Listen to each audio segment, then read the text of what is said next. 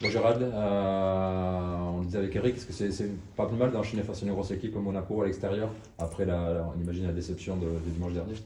Ouais, je pense parce que justement, on a vu contre Limoges que l'importance des détails. Mm. Et je pense qu'avec les échéances à venir, il y a pas mieux justement de se relancer avec un grand match contre Monaco. Voilà, on a vu qu'ils étaient prenables par Dijon le week-end dernier. Du coup, je pense que ça laisse beaucoup de portes ouvertes et justement, comme tu as dit, une opportunité pour nous de se relancer de la meilleure des manières. Un match comme Monaco, on y va comment libéré? On sait que si vraiment ils jouent sérieux, ça peut être très dur, c'est une des meilleures équipes d'Europe cette année. C'est quoi l'état d'esprit? Peut-être que d'autres équipes, ça va être libéré, mais nous, ça va plutôt être revanchard, parce qu'on se souvient du match aller ici, et tous les joueurs l'ont en tête. On est conscient de nos forces, on a confiance en nous, et on sait qu'on peut aller battre une équipe comme ça, même chez eux. Voilà, avant le match contre Limoges, on sortait d'une grosse série de victoires.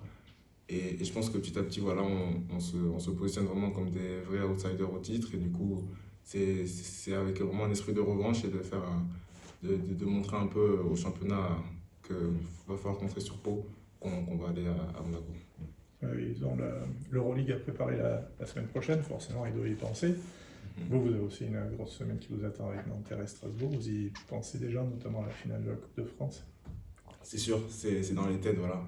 Il y a des excitations qui montent, on commence déjà à en parler un peu.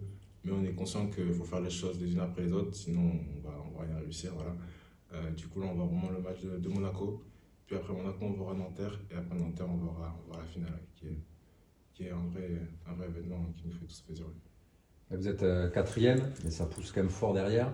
Toi, tu regardes derrière ce qui se passe ou tu regardes toujours quand même cette quatrième Euh, place, essayer de la verrouiller? Que ce soit moi ou même mes coéquipiers, on regarde vraiment nous. Voilà, parce que par rapport à notre calendrier, on a vu que voilà, si nous-mêmes on assurait, tant que nous on gagne, on n'a rien à craindre, que ce soit d'en bas et même on peut aller regarder vers le haut. Du coup, vraiment, on se regarde à nous, surtout que bon, le classement il est un peu faussé justement parce qu'on n'a pas Le tous match le en même main. nombre de matchs. Mais voilà, on se regarde vraiment nous-mêmes parce qu'on sait que si on gagne justement les matchs à gagner, on a rien à craindre, que ce soit d'en haut ou d'en bas. Qu'est-ce que tu penses qu'il vous manque pour vraiment rivaliser avec les top teams, les trois premiers, sur la durée? Ce qui va nous manquer, je pense, c'est la régularité sur le match, voilà. Parce qu'on va avoir des passages justement où on va très bien jouer, très bien défendre. Voilà. Tous les joueurs vont être impliqués, tout le monde va prendre du plaisir. Et je pense que c'est là justement où on rivalise vraiment avec les top teams.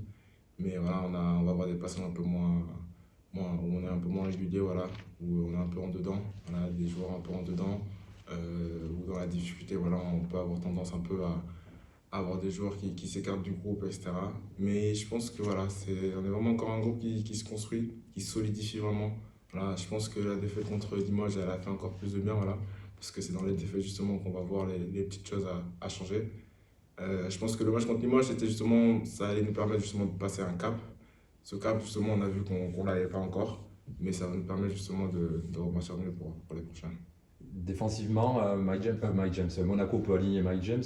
Bon, j'imagine que tu connais bien le joueur, tu vois ce qu'il fait en Euroleague. Mhm. Tu risques de devoir le matcher s'il joue. C'est un défi aussi, ça peut être un défi personnel aussi de freiner ce type d'attaquant. Ouais, tout à fait, tout à Mm. fait. Je sais que bon, j'avais été un peu déçu parce qu'à l'aller, il n'avait pas joué. Mm. Mais juste de pouvoir jouer contre lui. Voilà, mais moi, avec mes amis, je disais, ouais, je suis à côté de Mike James.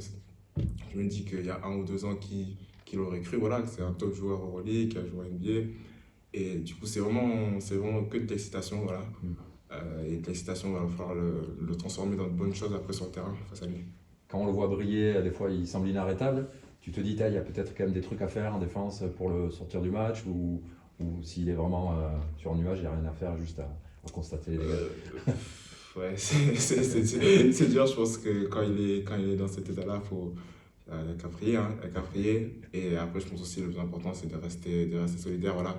Que si il a des périodes comme ça ne va pas durer 40 minutes et qu'il faut être capable de lui rendre, justement, de lui rendre et de le fatiguer offensivement. Voilà, on a de la chance d'avoir une paire derrière de meneurs vraiment très performants, très rapides, qui peut justement le mettre aussi à mal défensivement et du coup limiter, on va dire, son rayonnement offensif. Et je pense que ça va être une des clés aussi à Monaco. Mais t'as envie qu'il joue dimanche, t'aimerais? Oui, j'aimerais bien. Ok, merci. Merci.